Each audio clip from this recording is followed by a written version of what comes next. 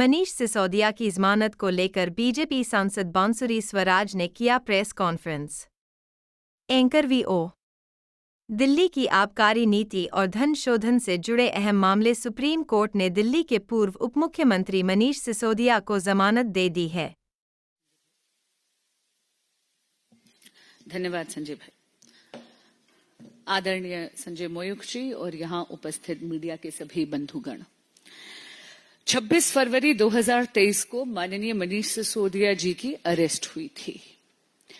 ये उनका 8वां अटेम्प्ट था, यानी, और केवल इस साल की बात कर रही हूं, 7 बार उनकी बेल खारिज हुई। आज honourable supreme court of India के समक्ष उनके वकीलों ने मेरिट्स पे कोई दलील नहीं दी। उनकी प्ली केवल और केवल डिले पर आधारित थी, यानी माननीय मनीष सिसोदिया जी जेल में 17 से 18 महीने उनकी इनकासरेशन हो चुकी थी, उनकी कैद हो चुकी थी, और इसके आधार पर डिले इन ट्रायल, क्योंकि 400 से ज्यादा विटनेसेस हैं, इसके आधार पर उनको आज बेल मिली है। लेकिन इस बेल का अर्थ क्या है? मैं जानती हूं कि आज आम आदमी पार्टी के ऑफिस में हर्षोल्लास का माहौल है, स्वाभाविक सी बात है, लेकिन आपके माध्यम से जो वो बार बार जनता को भ्रमित करने का प्रयास कर रहे हैं, उस भ्रम को जरा मैं दूर कर दूं। इसका अर्थ ये नहीं है कि सिसोदिया जी अपराध मुक्त हैं, वो अभी भी अभियुक्त हैं और उनकी जवाबदेही कोर्ट ऑफ लॉ में बनेगी दिल्ली की जनता के साथ विश्वासघात करने की। माननीय मनीष सिसोदिया जी ऐसे दिल्ली के शिक्षा मंत्री हैं जो दिल्ली की बच्चों को, दिल्ली की जेनरेशन को पाठशाला से मधुशाला तक ले जाने का पाप कर चुके हैं।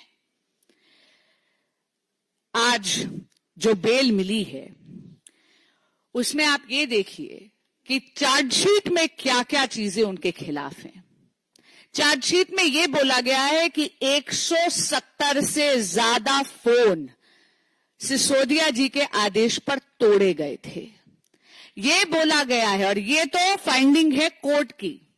ट्रायल कोर्ट ने कहा कि लिकर स्कैम के वो प्राइमा फेसी आर्किटेक्ट हैं, यानी शिल्पकार हैं शराब घोटाले के। खुद सुप्रीम कोर्ट ने यह पाया है कि 338 करोड़ का मनी ट्रांजैक्शन इन्वॉल्व्ड है।